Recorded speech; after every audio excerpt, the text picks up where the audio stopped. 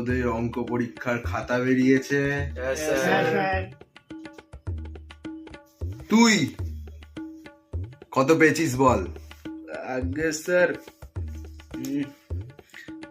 একটা শূন্য কম 100 পেয়েছি স্যার।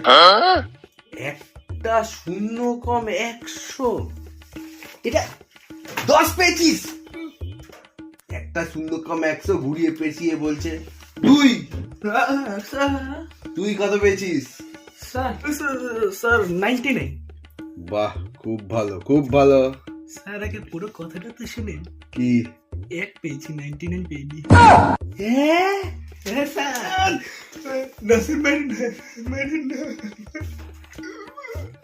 তুই কত পেয়েছিস? এই টুপি রাখছিস কেন? টুপি রাখছিস কেন? আমি একের জন্য 100 পাইনি।